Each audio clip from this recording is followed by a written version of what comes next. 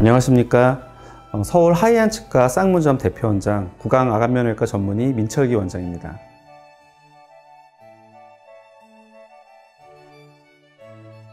간단한 사랑니의 경우에는 마취가 풀리고 출혈이 멎는다면 바로 다음 날부터 일상생활을 하는 데는 큰 지장은 없습니다. 다만 매복 사랑니의 경우 잇몸 절개를 하고 치아 삭제를 했을 경우라면 한 3일 정도 통증이나 붓기, 출혈 같은 것들이 일어날 수 있고요. 대개 실밥을 푼 후 한 일주일까지는 불편감이 있을 수 있습니다.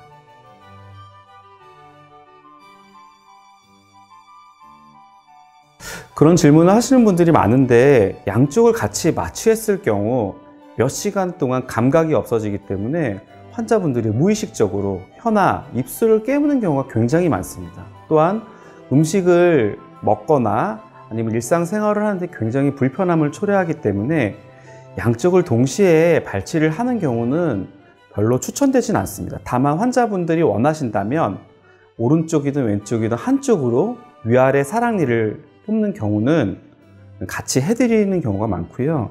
일반적으로 환자분들이 왔을 때 아래 사랑니가 아픈 경우 위에 사랑니가 아래 사랑니의 잇몸을 눌러서 통증을 일으키는 경우가 많습니다. 염증이 있는 사랑니를 뽑을 경우에는 일단 마취가 잘 안 되고, 따라서 이를 뽑을 때 굉장히 아플 수 있습니다. 이를 뽑고 나서도 감염이 될 확률이 많기 때문에 염증이 있는 사랑니를 바로 뽑는 건 좋지 않고, 그래서 보통 이런 경우 아래 사랑니가 아파서 왔지만 아래 사랑니가 위에 사랑니 때문에 잇몸이 눌린 경우라면 위에 사랑니를 먼저 뽑고 약을 먹고 수일이 지난 후에 염증이 좀 가라앉은 후에 아래 사랑니를 뽑는 걸 추천드리고 싶습니다.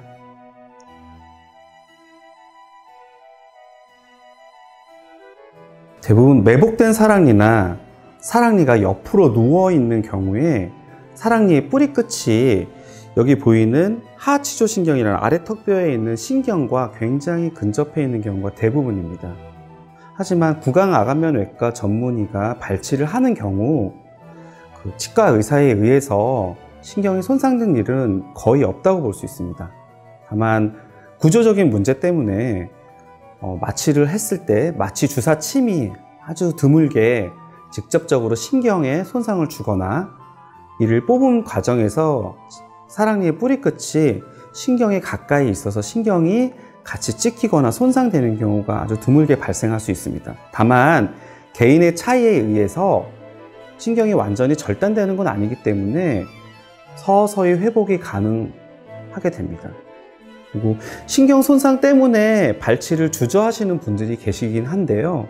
아까도 말씀드렸다시피 구강암면외과 전문의에게 안전하게 시술을 받는다면 신경 손상의 가능성은 극히 드뭅니다. 따라서 사랑니 때문에 일어날 수 있는 그 인접 치아, 사랑니 앞에 있는 치아가 손상되거나 아니면 턱뼈에 물혹이 잡힌다든지, 여성의 경우는 임신의 경우에 문제가 될 수 있기 때문에 사랑니가 불편하다면 사랑니를 발치하는 것이 더 추천됩니다.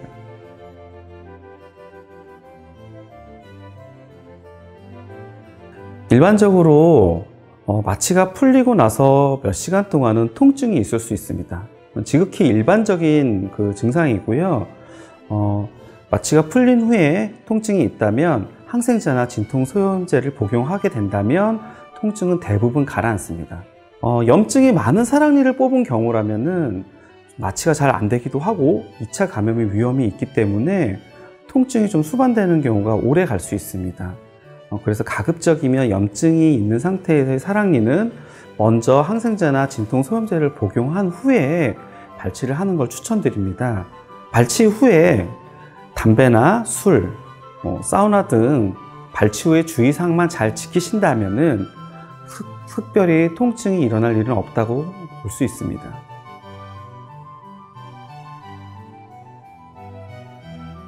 간단한 사랑니의 경우에 본인 부담금은 약 한 2만 원 정도, 그리고 고난이도의 매복 사랑니의 경우 CT 촬영을 포함해서 약 6만 원 정도의 비용이 발생할 수 있고요. 하지만 사랑니의 경우에는 출혈이 나거나 치유를 촉진하기 위해서 지혈제를 이용하게 되는데, 이 지혈제는 비급여 항목으로서 대략 10,000원에서 30,000원 정도의 추가 비용이 발생할 수 있습니다.